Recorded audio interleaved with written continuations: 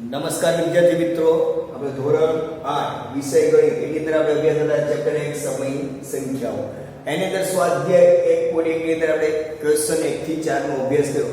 હવે આપણે અભ્યાસ કરવાનો છે ક્વેશ્ચન 5. તમારી પાસે ટેક્સ્ટ બુક્સ હોવી ફરજિયાત છે.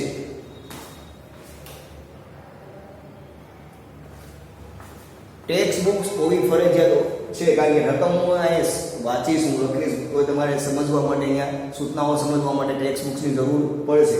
તો આ ક્વેશ્ચન 5 ની અંદર શું કીધું છે? જો ક્વેશ્ચન 5 માં એવું કીધું છે કે નીચે આપેલા ગુણાકારની ક્રિયામાં કયા ગુણધર્મોનો ઉપયોગ થયો છે તે જણાવો. તમને અહીં જે ગુણાકારની ક્રિયા આપી છે એમાં કયા ગુણધર્મોનો ઉપયોગ થયો છે તે આપણે જણાવવાનું છે. તો જો ઋણ 4/5 ગુણ્યા 1 ઋણ 4/5 ગુણ્યા 1 બરાબર એટલે જો 1 ગુણ્યા ઋણ 4/5. ચાલો મિત્રો આટલું હોય, આ નથી એમ સમજી લો. ચાલો અહીંયા આ બરાબર એટલે આ બે કેવું છે? સરખું. ઋણ 4/5 ગુણ્યા 1. હવે અહીંયા શું કેવું છે? 1 ને અહીંયા 1 ગુણ્યા ઋણ 4/5. રકમ જોજો બે સરખી છે બે. અહીંયા 1 ને આગળ લીધો છે, ઋણ 4/5 ને પાછળ લીધો છે. તો અહીંયા કયા ગુણધર્મોનો ઉપયોગ થયો? અહીંયા આપણે કેવું હોય તો કે આટલું હોય તો આપણે કેવું હોય તો કયા ગુણધર્મનો ઉપયોગ થયો? તો ગુણાકારની ક્રિયામાં ક્રમનો ગુણધર્મ. અહીંયા પહેલો ક્રમ હતો એને બીજા ક્રમમાં લીધું, બીજા ક્રમમાં હતું પહેલા ક્રમમાં લીધું, તો આ ક્રમનો ગુણધર્મનો ઉપયોગ થયો. પણ હવે આપણે અહીંયા હજી એક બરાબર આપ્યું છે, એટલે આ બેનો જવાબ અહીંયા આપેલો છે. સમજાય છે? તો આનો જવાબ આટલું તો ક્રમનો ગુણધર્મ થયો, પણ આનો જવાબ હજી અહીંયા આપ્યો છે, તો કયા ગુણધર્મનો ઉપયોગ થયો?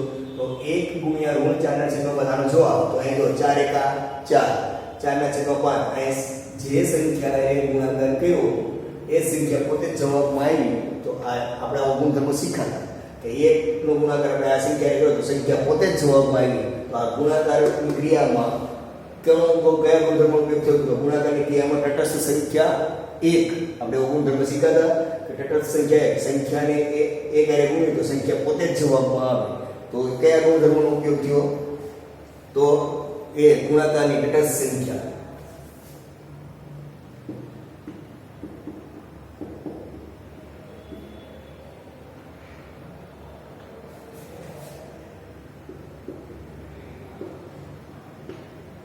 ગુણાકારની તટસ્થ સંખ્યા એ ગુણધર્મનો ઉપયોગ થયો છે. હવે બીજો જો ઋણ 13/17 ગુણ્યા ઋણ 13/7. ચાલો બરાબર નો શું થાય કે આનો જવાબ અથવા આ બંને સાઈડ કેવી છે? સરખી. તો અહીંયા ઋણ 2/7 ગુણ્યા ઋણ 13/17. ઋણ 13/7 છે બીજા ક્રમે છે, અહીં તો પહેલા ક્રમે આવી ગયું. ઋણ 13/17 છે તો ઋણ 13/17 અહીં પહેલા ક્રમે છે, બીજા ક્રમે. તો આ કયા ગુણધર્મનો ઉપયોગ થયો? તો ગુણાકારની ક્રિયામાં ક્રમનો ગુણધર્મ. ગુણાકારની ક્રિયામાં ક્રમનો ગુણધર્મ. ચાલો હવે અહીંયા ઋણ 19/29 ગુણ્યા ઋણ 29/19 બરાબર 1. તો અહીંયા જો જેનો આપણે એવું શીખવાતા કે જે બે સંખ્યાઓનો ગુણાકાર 1 થાય તેને એકબીજાની વ્યસ્ત સંખ્યા હોય. કેમ? 19 ઉડી જાય, 29 ઉડી જાય. તમે જો 19/29 29/19 છે, જવાબ કેટલા હોય? તો અહીંયા હું કયો ગુણધર્મનો ઉપયોગ થયો? ગુણાકારની ક્રિયામાં વ્યસ્ત સંખ્યાનું અસ્તિત્વ. વ્યસ્ત સંખ્યાનું અસ્તિત્વ. તો અહીંયા કે 19/29 ગુણ્યા 29/19 બરાબર 1 લાઈન. હું કયા ગુણધર્મનો ઉપયોગ થયો? ગુણાકારની ક્રિયામાં વ્યસ્ત સંખ્યાનું અસ્તિત્વ.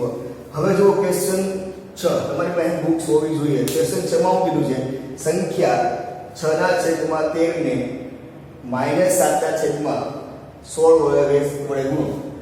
ક્વેશ્ચન 6 આપણને જે આપેલું છે કે જો ઋણ સંખ્યા 6/13 ને સમજજો. 6/13 ને શું કરવાનું છે? ઋણ 7/16 ના વ્યસ્ત વડે ગુણવાનું છે. આનો જે છે ને એનો વ્યસ્ત કરવાનો છે અને પછી ગુણવાનું છે અને પછી જવાબ લાવવાનો છે. રકમ સમજો. 6/13 ને ઋણ 7/16 ના વ્યસ્ત વડે ગુણવાનું છે. કોનો વ્યસ્ત કરવાનો છે? ઋણ 7/16.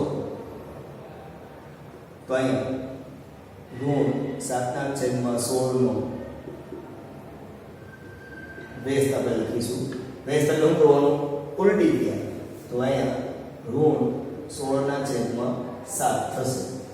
હવે ગુણાકાર આપણે 16/13 ને ઋણ 7/16 ના બેઝ વડે ગુણો તો ઋણ 7/16 નો બેઝ શું થાય? ઋણ 16/7. હવે ગુણાકાર 6/13 ગુણ્યા આના વડે ગુણાકાર ઋણ 16/7. હવે ગુણાકારમાં શું કરવાનું હોય છે મિત્રો? તો છેદ ઉડાડવાનો હોય છે, પણ અહીંયા છેદ ઉડતા નથી. 6 ઉડાડતા નહીં.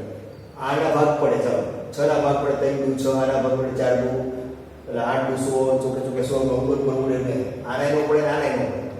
હવે આ એકબીજાના ઘડિયામાં આવે, આ એકબીજાના ઘડિયામાં આવે. એટલા માટે ઉપરનો ગુણાકાર ઉપર, નીચેનો ગુણાકાર નીચે.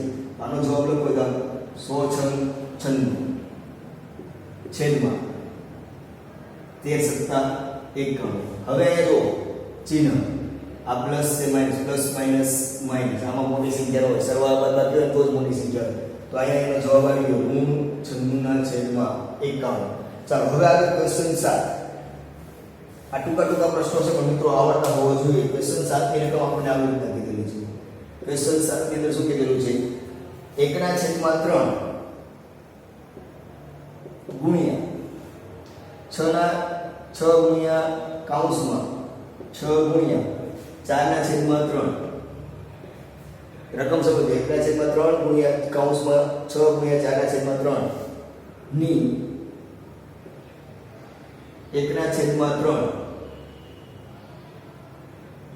ગુણ્યા 6 ગુણ્યા 4/3 આટલી રકમ છે. એ રીતે ગુણાકાર ગણતરી કયા ગુણધર્મનો ઉપયોગથી કરી શકાય તે જણાવો. હવે આ રકમ આપણને આપેલી છે, આની ગણતરી આ જે છે એની ગણતરી આ કરી છે, તો કયા ગુણધર્મનો ઉપયોગથી કરી છે? તો આપણે જોઈએ 1/3.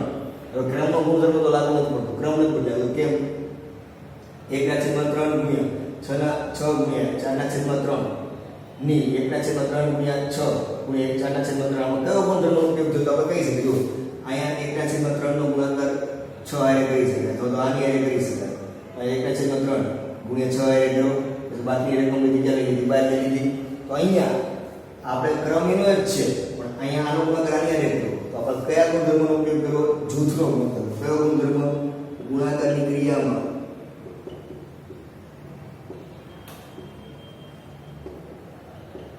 કયા ગુણધર્મનો ઉપયોગ કર્યો છે? જૂથનો ગુણધર્મ.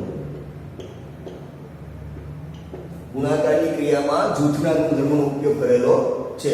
હવે ક્વેશ્ચન 8 જુઓ. શું 8/9 એ સંખ્યા ઋણ 1/1/8 નો વ્યસ્ત છે? કેમ અથવા છે તો કેમ અને નથી તો કેમ નથી એ આપણે જણાવવાનું છે. ક્વેશ્ચન 8. ચાલો પેલા આપણે રકમ લખીએ. શું કીધું છે?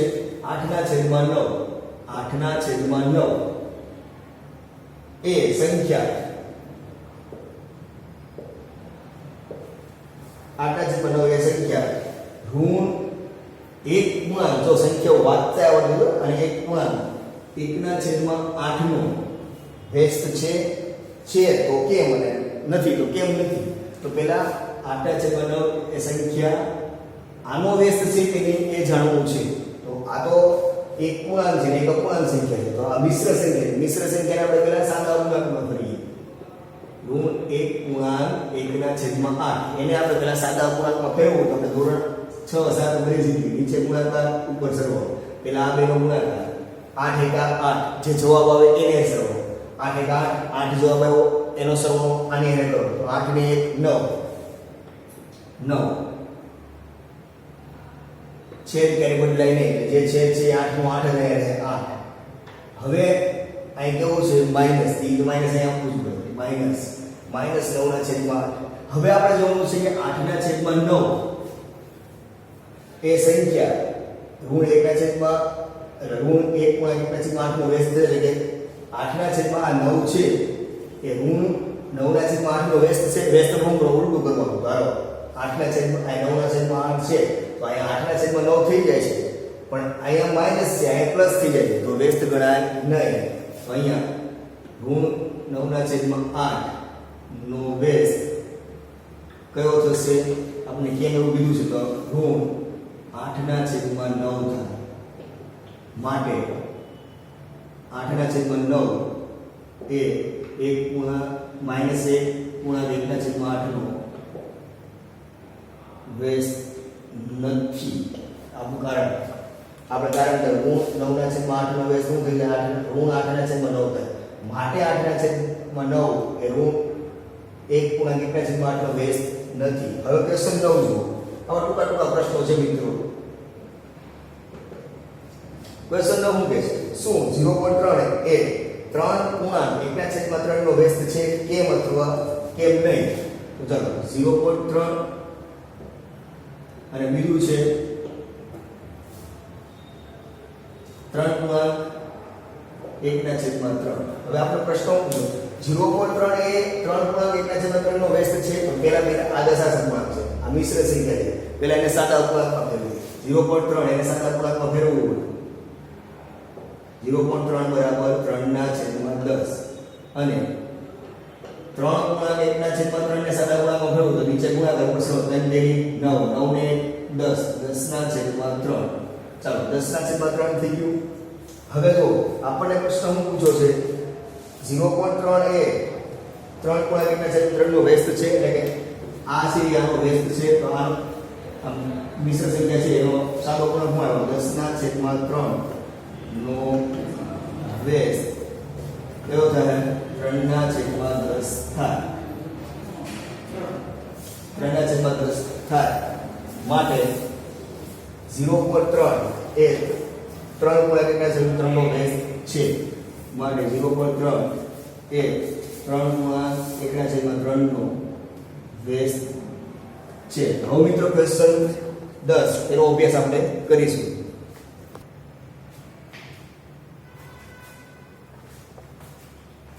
હવે મિત્રો ક્વેશ્ચન નંબર આપણે નવો અભ્યાસ કર્યો. હવે ક્વેશ્ચન નંબર 10. ક્વેશ્ચન નંબર 10 તમારા પાસે મેં તમને પહેલા કીધું પુસ્તક હોવું જોઈએ. ક્વેશ્ચન નંબર 10 થી રકમ છે તો ટૂંકમાં જવાબ લખવાનો છે એવી સમય સંખ્યા કે જેનો વ્યસ્ત ન હોય. ચાલો એવી સમય સંખ્યા જો શોધવાની છે જેનો વ્યસ્ત ન હોય, એને ઉલટાવો તો એનો એ જ આવે. મતલબમાં એનો વ્યસ્ત હોતો નથી. આપણે એવી સમય સંખ્યા લખવાની છે. ક્વેશ્ચન 1. ચાલો પેલો એવી સમય સંખ્યા કે જેનો વ્યસ્ત ન હોય તો શૂન્ય. શૂન્ય છેદમાં કાંઈ હોતું નથી એટલે શૂન્ય એવી સમય સંખ્યા છે જેનો વ્યસ્ત હોતો નથી. આખા છે પણ શૂન્યનો વ્યસ્ત હોતો નથી. શૂન્યનો વિરોધી ન હોય ને શૂન્યનો વ્યસ્ત પણ હોતો નથી. હવે બીજું એવું છે એવી સંખ્યા કે જેનો વ્યસ્ત સમાન હોય. એવી સંખ્યા લખો કે જેનો વ્યસ્ત સંખ્યા પોતે જ થાય. તો જો 1 ને ઉલટાવો અને છેદમાં બે નથી 1/1 એટલે કેટલા આવ્યા? 1 જ આવ્યા. એ ઋણ 1 ને ઉલટાવો એટલે ઋણ 1 થઈ ગયું. તો અહીંયા એવી બે સંખ્યાઓ છે જેનો વ્યસ્ત સમાન હોય. આપણને એવું કીધું છે જેનો વ્યસ્ત એનો એ જ સંખ્યા પોતે જ હોય, સમાન હોય. તો અહીંયા 1 અને ઋણ 1 એનો જવાબ 1 અને ઋણ 1 થશે. ત્રીજું એવું છે એવી સમય સંખ્યા કે જે તેની વિરોધી સંખ્યાને સમાન હોય. કે મતલબમાં એવી સમય સંખ્યા શોધો કે વિરોધી સંખ્યા એની એક થાય. તો એ છે 0. 0 ની વિરોધી 0 થાય.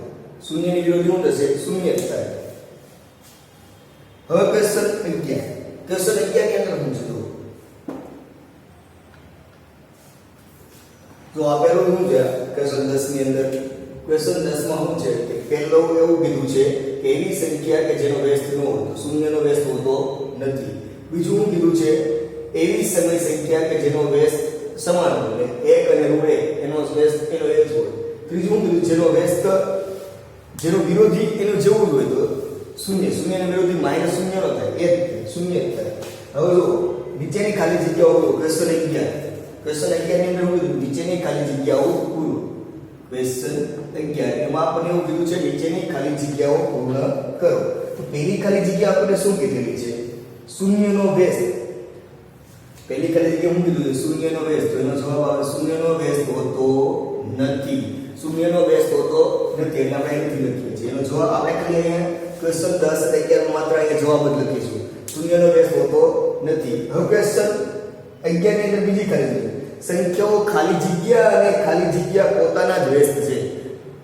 કે મતલબમાં એવી કઈ સંખ્યા જેને પોતાના જ વ્યસ્ત હોય. તો આપણે છે 1 અને ઋણ 1 એને પોતા 1 અને ઋણ 1 એ પોતાના જ વ્યસ્ત છે.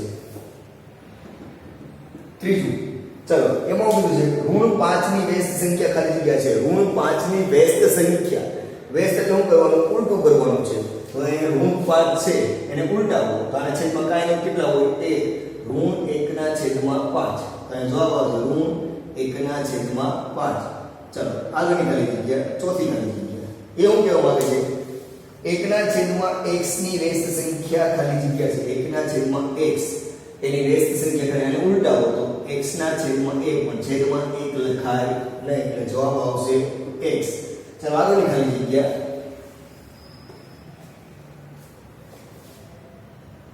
પાંચમી ખાલી જગ્યા એવું કહેવા માંગે છે બે સમય સંખ્યાનો ગુણાકાર હંમેશા ખાલી જગ્યા આ ગુણધર્મ છે બે સમય સંખ્યાનો ગુણાકાર સમરૂપતાનો ગુણધર્મ બે સમય સંખ્યાનો ગુણાકાર હંમેશા સમય સંખ્યા જ આવે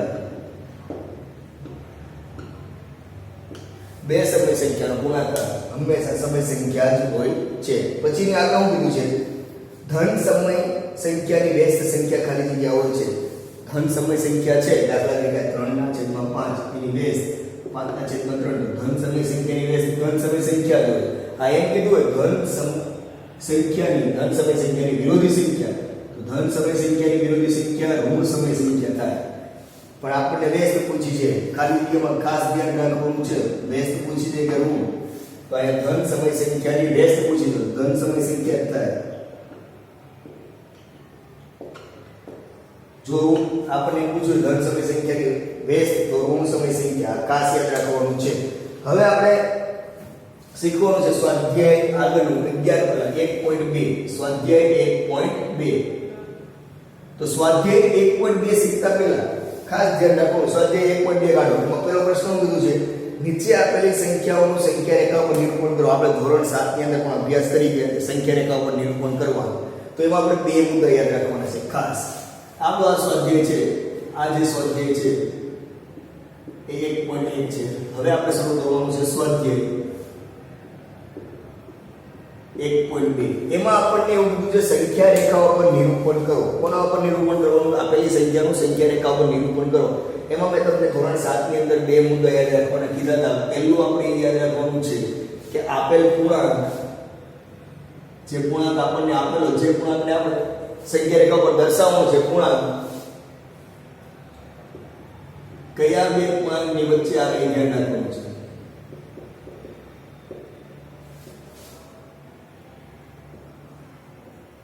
પહેલું આપણે એ યાદ રાખવાનું છે હું આપણને જો શોર્ટમાં લઉં છું આપેલો પૂર્ણાંક છે એ કયા બે પૂર્ણાંકોની વચ્ચે આવે પહેલા એ સમજવું કયા બે પૂર્ણાંકોની વચ્ચે આવે સંખ્યા રેખા પર સંખ્યા રેખા પૂર્ણાંક સંખ્યા રેખા દર્શાવે પહેલા આ પોઈન્ટ ધ્યાન રાખવાનો છે આપેલો જે પૂર્ણાંક છે એ કયા બે પૂર્ણાંકોની વચ્ચે આવે છે એ જો એટલે આપેલી સંખ્યા છે કઈ બે સંખ્યાની વચ્ચે આવે છે એ જો બીજું જોવાનું છે છેદમાં જેટલી સંખ્યા આપેલી છે એટલા ભાગ પાડવાના છેદની સંખ્યા હોય તે પ્રમાણે બે પૂર્ણાંકો વચ્ચે ભાગ પાડવા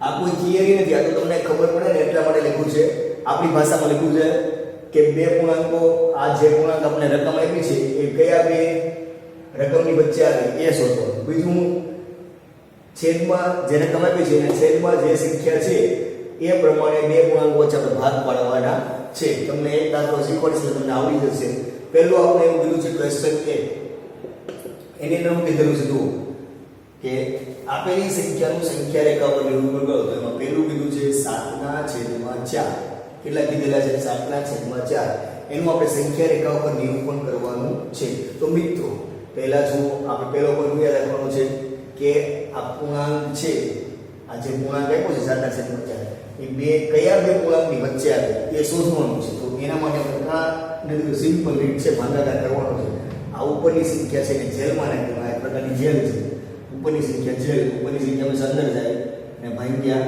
4 બરાબર છે 7 ને અંદર નાખો ને 4 બરાબર ભાગાકાર કરો 7 4 * 4 7 હવે આગળ કઈ ભાગાકાર નથી કરવાનો 4 * 4 બસ ભાગાકાર લીધું કાઈ કેટલા આવ્યા એક છે આપણે એકડા આવડતા હોય તો એક પછી કેટલા આવે 2 તો આપેલી જે સંખ્યા છે ને 7/4 એ કોની વચ્ચે આવે? 1 અને 2 ની વચ્ચે. ચાલો એ લખી દીધું કોની વચ્ચે આવે.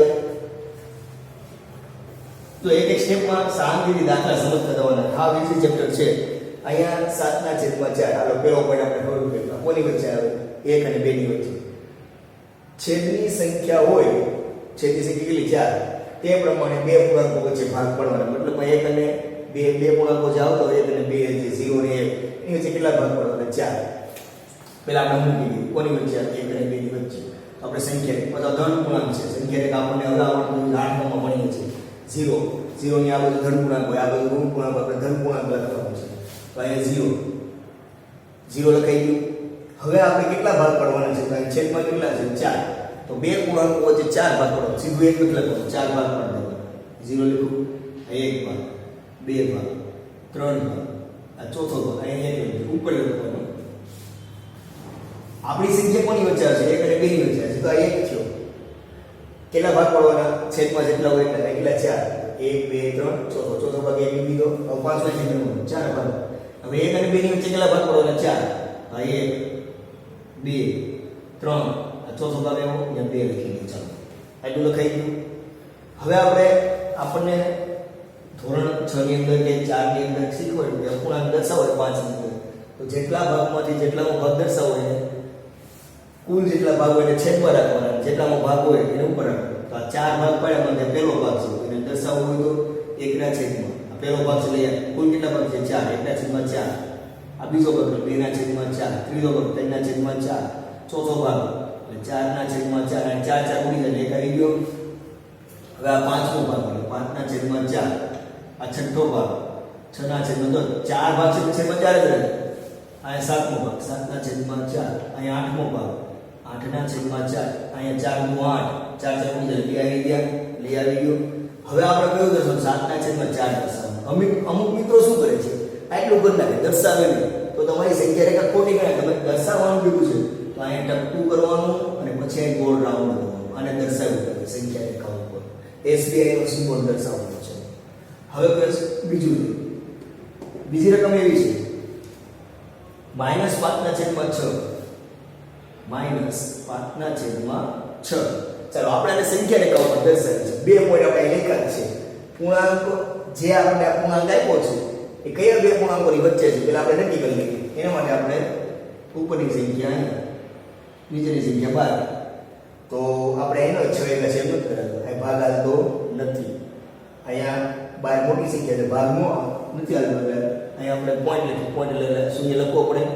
ભાગનો એટલે આપણે પોઈન્ટ લઈએ. પોઈન્ટને શું લખીએ? શૂન્ય. મતલબમાં હવે આપણે ભાગાકાર આગળ નથી કરવાનો. 0 અને 1. 0 પછી કેટલા આવે? 1.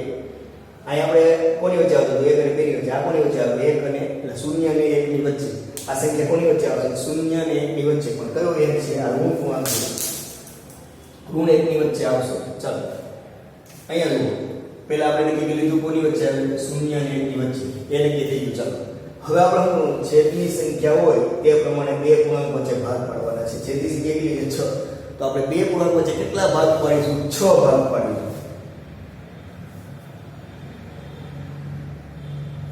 શૂન્ય પેલા આ કેવો પૂર્ણાંક છે? ઋણ પૂર્ણાંક છે. આપણે શૂન્ય અહીંયા નહીં કહીશું. ધન પૂર્ણાંક હોય તો શૂન્ય અહીંયા લખીને આપણે આ બધું લખવું. ધન પૂર્ણાંક જમણી બાજુ હોય, ઋણ પૂર્ણાંક ડાબી બાજુ. એટલે આપણે શૂન્ય અહીંયા લખીશું.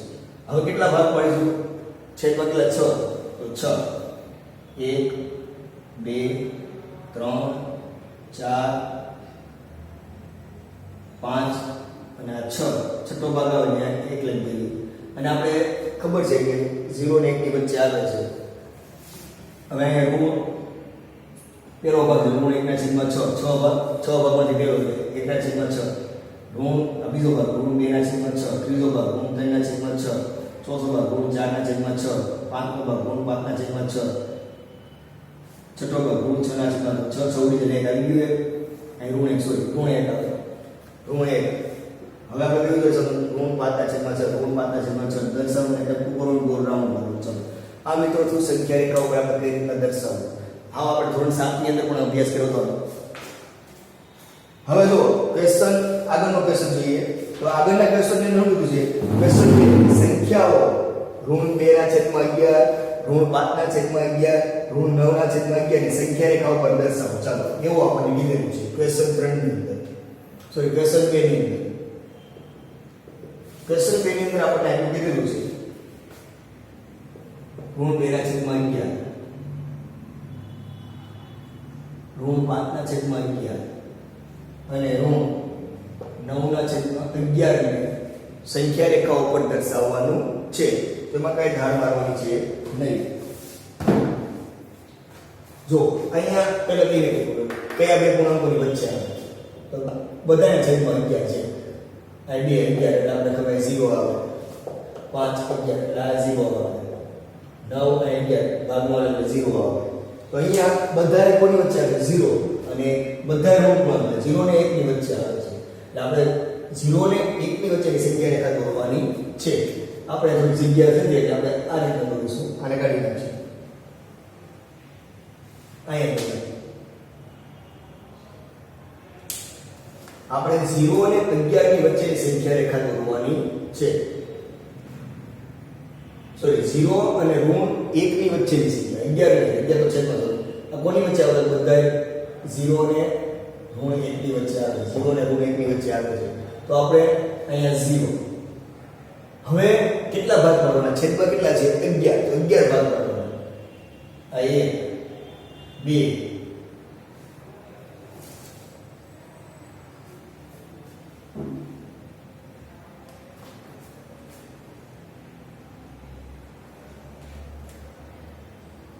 ચલો 0 કેટલા ભાગ પાડવાના? 11 1 2 3 4 5 6 7 8 9 10 11 આ લઈ દેવાનું ઋણ 1 કારણ કે ઋણ પૂર્ણાંક છે. તો પહેલો ભાગ લખો તો આપણને ખબર છે ઋણ 1 ના છેદમાં 11. બીજો ભાગ લખો તો ઋણ 2 ના છેદમાં 11. આપણે કાઉન્સ કરતા કારણ કે જગ્યા કરે ઋણ 3 ના છેદમાં 11, ઋણ 4 ના છેદમાં 11, પાંચમો ભાગ ઋણ 5 ના છેદમાં 11, છઠ્ઠો ભાગ ઋણ 6 ના છેદમાં 11, સાતમો ઋણ 7 ના છેદમાં 11, આઠમો ઋણ 8 ના છેદમાં 11, ઋણ 9 ના છેદમાં 11, ઋણ 10 ના છેદમાં 11, ઋણ 11 ના છેદમાં 11. ચાલો હવે આપણે કયા કયા દર્શાવવાના છે એ લખીએ. આપણે દર્શાવવાના કયા છે? ઋણ 2 ના છેદમાં 11 તો અહીંયા પોઈન્ટ કરવાનું અને ગોળ રાઉન્ડ કરી દેવાનું. ઋણ 5 ના છેદમાં 11 અહીં ઋણ 5 ના છેદમાં 11 પોઈન્ટ કરવાનું ગોળ રાઉન્ડ કરી દેવાનું. ઋણ 9 ના છેદમાં 11 ઋણ 9 ના છેદમાં 11 પોઈન્ટ કરવાનું ગોળ રાઉન્ડ કરી દેવાનું. આ મિત્રો જો સંખ્યા રેખા ઉપર નિરૂપણ. શું થયું? સંખ્યા રેખા ઉપર આપણે નિરૂપણ કર્યું. ખાલી બે પોઈન્ટ યાદ રાખવાના છે. સંખ્યા રેખા ઉપર નિરૂપણ ધોરણ 7 માં શીખી ગયા છે. પહેલા આ જે પૂર્ણાંક છે એ કયા બે પૂર્ણાંકોની વચ્ચે આવે એ યાદ રાખવાનું. પછી એના માટે આપણે ખબર ભાગ્યા કરતા હોય. બીજું કે છેદમાં જેટલા છે ને એટલા આપણે બે પૂર્ણાંકોની વચ્ચે ભાગ પાડવાનો. 0 અને 4 0 ની વચ્ચે 4 ભાગ પાડવા. પછી 1 અને 2 ની વચ્ચે 4 ભાગ પાડવા. આ કોની વચ્ચે આવશે તો 0 અને -1 ની વચ્ચે તો કેટલા ભાગ પડ્યા? 6 ભાગ પડ્યા. આ બધા કોની વચ્ચે આવે? 0 અને -1 ની વચ્ચે. તો 0 અને -1 એટલે પછી કેટલા ભાગ પડ્યા? 11 ભાગ પડ્યા. આ રીતના મિત્રો તમારે સંખ્યા રેખા ઉપર નિરૂપણ કરવાનું છે. હવે આપણે આગળનો ક્વેશ્ચન જે થશે ક્વેશ્ચન 1 અને 2 નો અભ્યાસ કર્યો. હવે ક્વેશ્ચન 3 આગળના વિડિયોની અંદર અભ્યાસ કરીશું.